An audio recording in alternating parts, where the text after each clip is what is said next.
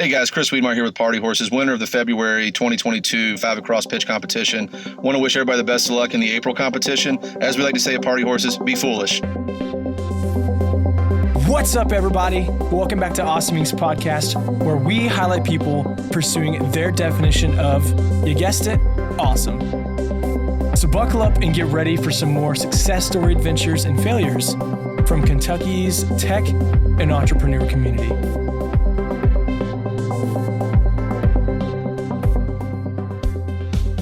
Hey guys, what's up? Thanks for tuning into this episode of the Awesome Inc. podcast. Thanks for following, subscribing, wherever you're tuning in from. Today, I have the pleasure of sitting down with the winner of the 5 Across February 2020 pitch competition here in Lexington, Kentucky at the Lyric Theater. And it was a great event, way to kick off the year.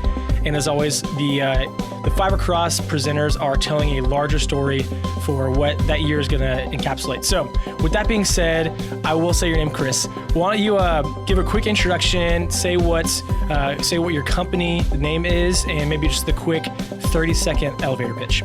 Yeah, absolutely. Thank you, Garrett. I appreciate it.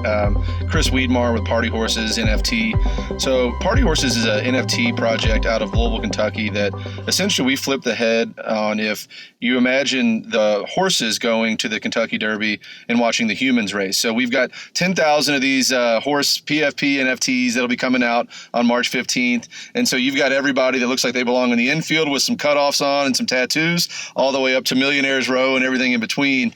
And so while we were really passionate about the digital art component of this, we wanted to shine a light on Kentucky and what we do well. So what we do well is horse racing, is bourbon, and I think we're pretty creative and artistic state as well. So we wanted to incorporate all those into a blender, throw it out, and what you got is Party Horses NFT. That is hilarious. Okay, well that explains so much.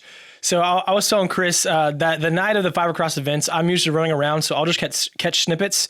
So that makes sense, from some of the actual artwork I've seen from your team. I didn't know that it was the horse perspective of like, hey, we're watching humans race. I often will talk about people like, man, what if dogs actually ruled the world? And it's a sick joke that we just make them we take care of them for free. Man, that's funny. That is really good. And also, you mentioned it, and I tell people this quite often in conversations, that most people think Kentucky is basketball, horse racing, bourbon, and we're barefoot hillbillies. And that's mostly people from out of the state. And you're smashing this stigma by creating a cool tech startup. And so with that, most people have probably heard the acronym NFT. It's all the rage with like Bitcoin and crypto right now. Can you talk about what an NFT is, maybe as like an individual unit, and then maybe some of the trends your team has seen around this space? Yeah, absolutely. I mean, and I'll backtrack a little bit. NFT, what we're putting is under what I would say a larger umbrella for what we're calling Web3. And you're seeing that as kind of a buzzword, if you will. But I think it's really taking off right now. So we had looked at a couple different opportunities in this Web3 and cryptocurrency space from a team standpoint. And we liked a number of different things we were trying to do. But we said, look, none of us have ever done anything in this Web3 space yet. Let's build some credibility and make sure we understand what we're doing. And so a friend of yours and a friend of mine, a guy named Zach Jenkins, kind of came up with the concept initially for the horses going to watch the humans race. So we said, well, let's do an NFT first.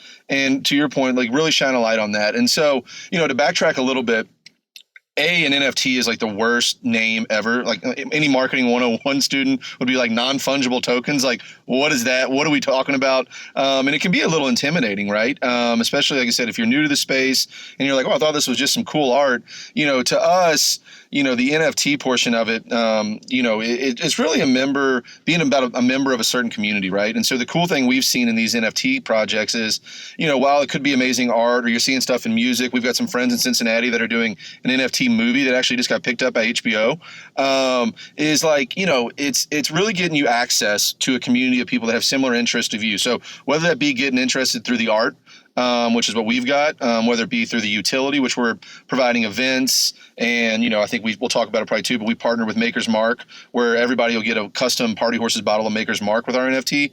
We're really trying to push the envelope of just like, hey, yeah, we're going to have really cool horses that you can pick from and buy. That's great. But like, we want to add a lot more to it and a lot more utility to this space that we feel is kind of lacking right now. So it's an interesting place to be. NFTs, I feel like, have really, really exploded. Probably around the holidays, I feel like, of 21 is when it really, saw it picked up in a lot of mainstream media, Twitter. And even then, like, I've got my great aunt that bought one and she's 72, which I never thought would happen. Right. And so like, it's crazy to see, more and more people start to adopt these, whether it be Web3 technologies or NFTs in particular. We kind of see it as like, that's your digital brand, right? Like in the real world, you might wear some Nikes or, a Patagonia shirt, and that kind of defines who you are. If we really are moving into this digital world, or what Facebook would call the metaverse, this is a way to kind of show your personality, who you're about, what kind of brands you're affiliated with. And so that's kind of how we view NFTs at Party Horses.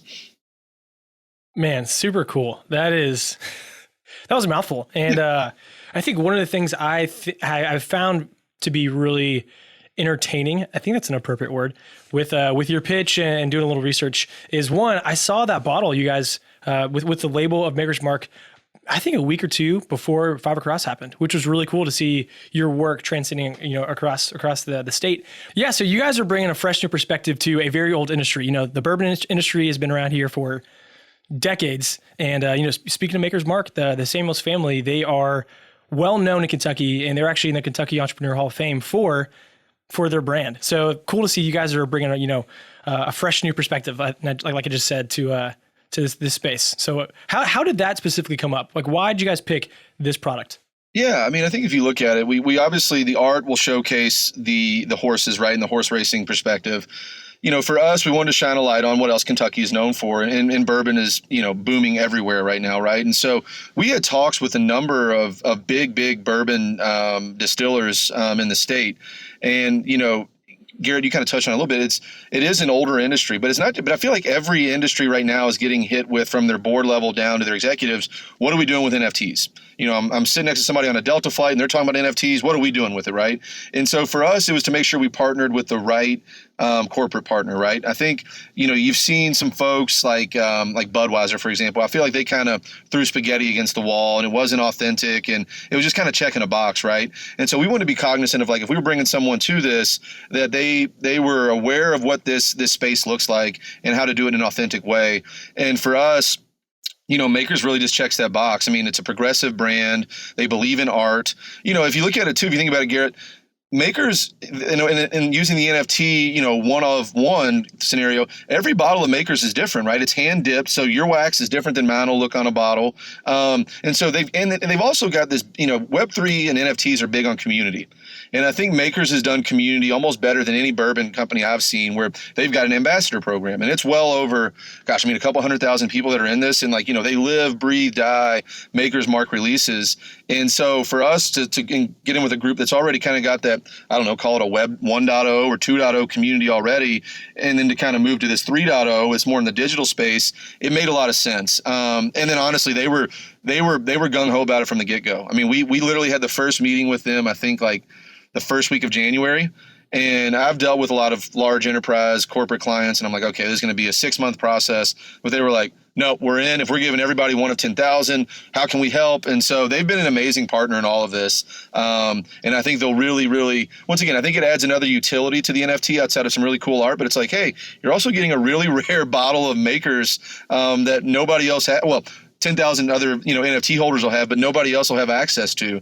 And they've been awesome. Like, they want to keep pushing the envelope of what we can do, not just, once these things are minted, but throughout the year and the years, I would say. We're working with an interesting roadmap with those guys of some other cool things we can do. So, yeah, from a partnership standpoint, they've been first class, and I'm really excited. I finally got the physical bottles the other day, and I've got one on my mantle at home, and so I'm excited to start giving these out to the community and seeing what other people do with it. It'll be fun. Yeah, that's sweet, Chris. Is there any, and this is a tangent, by the way, is there any potential for a Party Horses, like either UK or U of L basketball team, something or other? It's funny. We've had some folks reach out to us. not necessarily the collegiate level, but some other sports teams that we have in the state, Okay. right? And so, we've thought about what that would look like, whether it be, could we help maybe design a jersey for a sporting team, or, do like a one-off, something like that. So we've got a lot of things in mind. For us, it's big for us on the roadmap and being transparent with our community of like, hey, we don't want to overpromise and underdeliver, right? And so we've got a number of things that we're evaluating right now that'll probably come to fruition more probably later in the summer or fall. But yeah, there'll definitely be, I think, some sports components to what we can do with some folks in the state in regards to whether that be a jersey, whether that be some promotional giveaways or access or tickets. There's some number of different ways we can work with it. Randomly enough, I got an email last night from a minor league baseball team out of South Carolina wanting to partner with us on stuff. So, these NFTs, it's a very, very happening place to be right now, and everybody wants to be a part of it. I think part of our job is listening to our community and what they want to do, and then kind of giving them the options. And that's kind of how we're looking at it. Yeah, Chris, that's really exciting, brother. And to hear that people from across the state are reaching out to you is just showing the impact that this could potentially have. So you mentioned the word community when you mentioned Maker's Mark. Let's navigate just a little bit back towards Five Across. So again, really excited for the way you kicked off the year.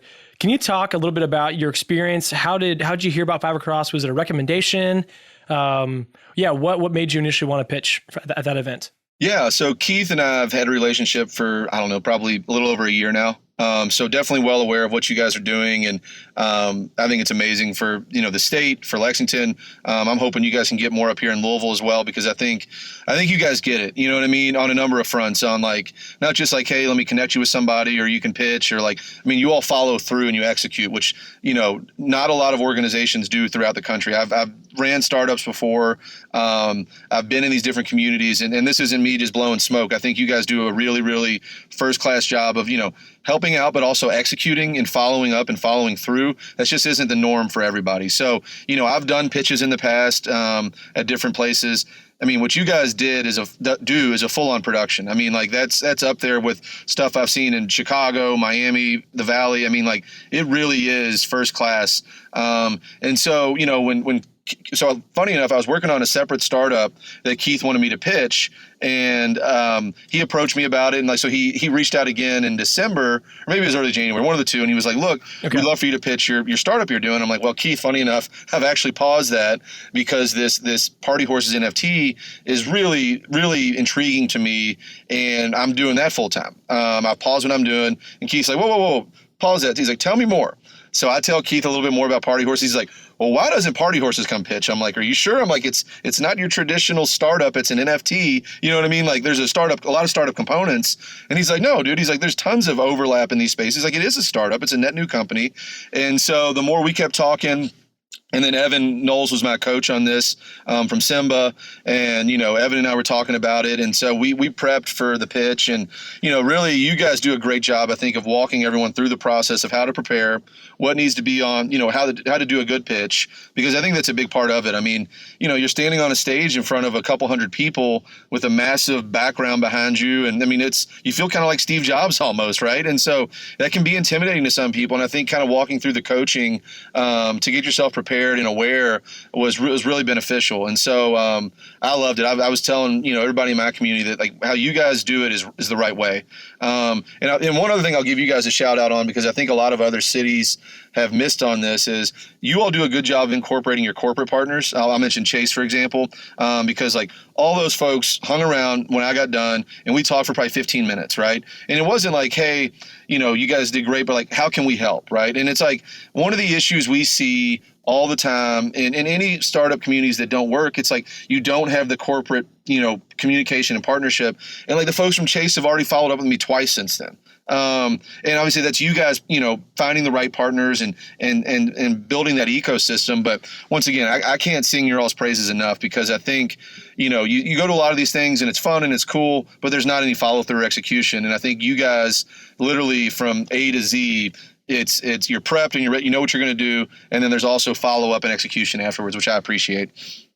Wow. I cannot say thanks enough for the kind words, and I'll make sure that that's related to the right people. Again, like we take a lot that we do seriously with Five Across and helping startups and founders. It's great. Really encouraging to hear that it was impactful for you and your team. So that being said, I'm just going to plant a seed. Maybe if there's some like awesome ink party horses, cool swag, like we'll think about that down the road. Last couple of things I want to get your opinion on. So what are you going to do with that money from Fibercross? How does that help grow your team, or even open new doors potentially for party horses? And like what was just the best part of that experience for you as a presenter and someone who has a background with the startup world and being a founder? Yeah, I mean, twofold, right? So to me, I think when I got into this NFT space, I was thinking it's going to be a bunch of young dudes that are, just it's not the case. I mean, the demographics of who are involved in NFTs is across the board. And so I think that was evident when I got done with my pitch. Like the different people at the Five Across event that I met with afterwards were people from, I think there was one guy that was like in his 70s that was intrigued about it, to, people that were like, 19, and everybody in between. And so the cool thing was to see the diversity there of everybody that was interested in it and wanted to learn more. And that was awesome. And that it was approachable. It was great. So I think that was really impactful.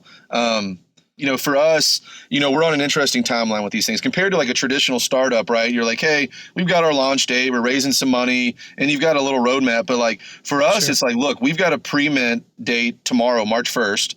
And so that's where early access people will have a white list and a chance to buy or, get signed up to make sure they're guaranteed a spot to buy a party horse on March 15th. So really where the money and once we get it, it'll go out is really just to continue to build hype and awareness, because we want to make sure we're, sharing and spreading the word about party horses in any avenue we can. So we've targeted a couple different NFT, I would say, like specific marketing agencies.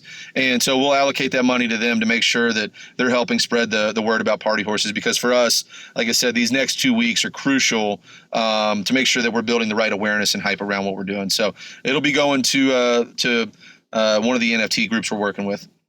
Chris, awesome stuff, man. Quick question to wrap this up. How can people support Party Horses, the work your team is doing, and really set you up for success and winning in December for the finals? Yeah, I mean, I think the best thing for us, honestly, is to educate yourself. If you've never bought an NFT or you're curious about it, I would advise educating yourself and seeing what's out there, what makes sense for you from a personality standpoint, and what you kind of vibe with. We've put some good educational videos out there for people that are new in the space, so you can check that out on our website, partyhorses.com. There's a number of ways that'll help, and that'll also give you a much deeper overview of what Party Horses is and what we're looking to do from a roadmap perspective, and also give you some key dates. We're also on Twitter, so very active on the social side at Party Horses is our account. And then, really where a lot of our community lives is in Discord. And I know Discord's a new platform for a lot of people. I was a little scared about it at first, but at the end of the day, it kind of takes you back to almost AOL chat rooms, if people can remember that. But it's people that are aligned on similar values and interests as you are. And so that's what's been the cool thing for us. So if you're interested in that and joining the community as well, I'd recommend joining our Discord.